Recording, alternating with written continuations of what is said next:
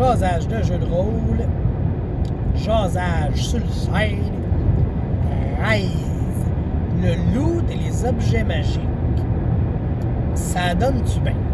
Parce que ma mentalité sur le loot et les objets magiques a changé, v'là pas longtemps, v'là pas tant long, comme dirait Mystère Voilé, je pense, v'là pas tant long. Avant, je me disais comme, faut pas trop t'en donner, puis tu sais, c'est comme mystérieux, mystique, puis tu sais, c'est cool en avoir. Oui, c'est vrai que c'est cool en avoir. Mais si tu joues à Donjons & Dragons, puis tu sais, t'as pas des objets magiques tout de suite, c'est comme, il manque quelque chose, tu sais. Oui, tu vas avoir une épée +1, mais c'est en écoutant, je pense que c'est Matt Colville qui a dit ça, j'ai trouvé ça vraiment génial. Donne-le un objet magique, à la limite un artefact puissant, rapidement. Tu sais, le gars il est niveau 2, donne-y ça. Parce que déjà là, ça y fait de quoi raconter avec son bonhomme, puis il se sent devenir le héros. Tu sais, déjà, il sait là, qu'il va accomplir de quoi de grand, parce que Chris, il a une bête de statue qui parle, puis qui donne des conseils quand il vient le temps de parler avec les ennemis, ou je sais pas, tu sais. Le fait d'avoir ça va tout de suite allumer le joueur. Il veut des objets magiques. Tu sais, j'en ai parlé, tu sais, Bruno, la masse +2. Là, il m'en a parlé à chaque game de sa masse +2. Puis, je regrette de ne pas y avoir donné le premier jour, me semble. Parce que c'est cool, une masse +2. T'avais raison, Bruno, c'est vraiment cool quand t'es un prêtre. Tu veux ta masse +2. Sauf dans Donjon 4e édition. C'est en crise de ta masse +2. Mais, tu sais, c'est ça. Tu veux tout de suite les objets, le loot, puis les objets magiques. Les joueurs en veulent. C'est juste pas fin de pas leur en donner. T'sais.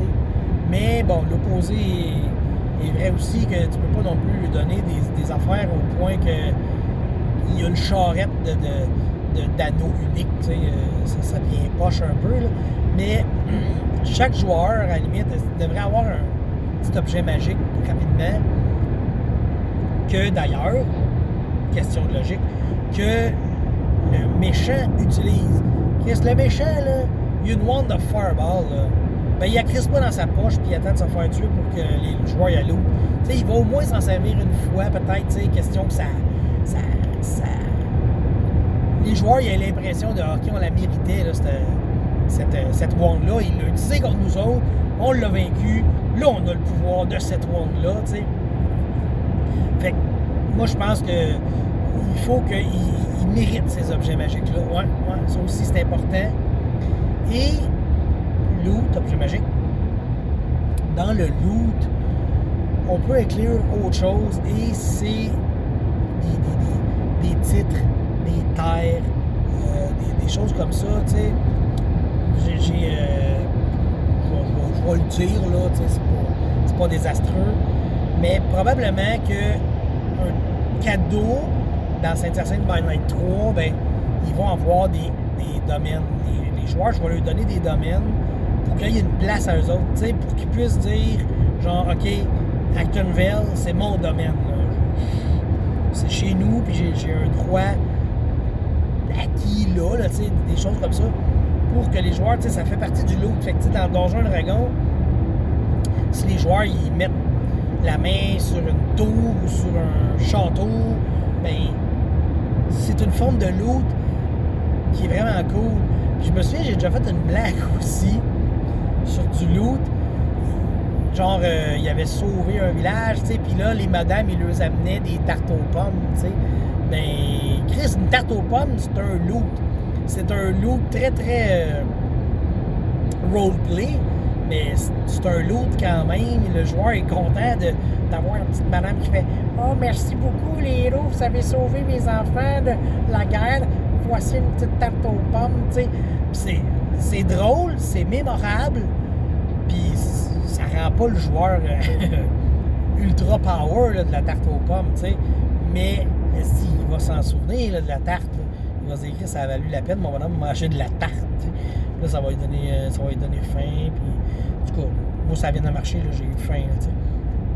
Mais c'est ça, le loot, c'est important que. C'est important qu'il y en ait. T'sais.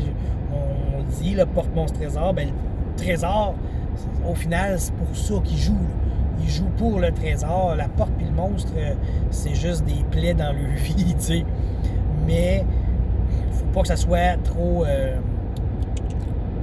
exagéré. T'sais. C'est comme je dis, si le gars il a une charrette d'objets magiques, ça enlève la magie. T'sais, trop de magie, c'est plus magique. Hein? On l'a déjà dit. Et encore là, un petit parallèle à Vampire the Masquerade. T'sais, j'ai un gars qui tripe ses objets magiques. T'sais, s'il y en a 3, c'est beau, là. Faut pas, c'est pas comme un monde trop magique. Puis ces objets sont pas si puissants que ça, genre. Fait que, tu sais, t'en mets quelque part, un ou deux objets, tu disperses, puis que les joueurs peuvent aller les chercher s'ils ont une bonne raison, tu sais. Comme je dis, j'ai des vampires qui possèdent des objets magiques, mais si le joueur est son allié, ben jamais il va le tuer ou lui voler cet objet-là. Mais le gars non plus, il va pas y donner gratuitement. Tu sais, c'est son arme fétiche. Il va pas la donner parce que le gars il a fait une action quelconque. Tu sais. Fait que c'est ça l'importance de donner du loot parce que au final, c'est pour ça que les joueurs jouent. Mais ton loot, ça peut être autant des pièces d'or que des objets, que des titres, que des terres, que des alliés. Ouais, tu sais, comme dans Vampire the Masquerade, là, t'as la section background. Quand tu crées ton bonhomme, tu mets des points dans le background. Excusez, là, je suis sur une route rampeuse, trop Potter. Fait que tu mets des points de background, mais une fois que la game est partie, tu peux plus en rajouter de points là-dedans. Ben, ça peut être du loot pour tes joueurs. J'en ai donné beaucoup justement entre Saint-Hyacinthe by Night. En commençant le 3, là, les joueurs qui avaient joué avant, je leur en ai donné par rapport à leur performance passée. Fait que je vais arrêter sur cette route parce que c'est juste pénible pour vous. Bye!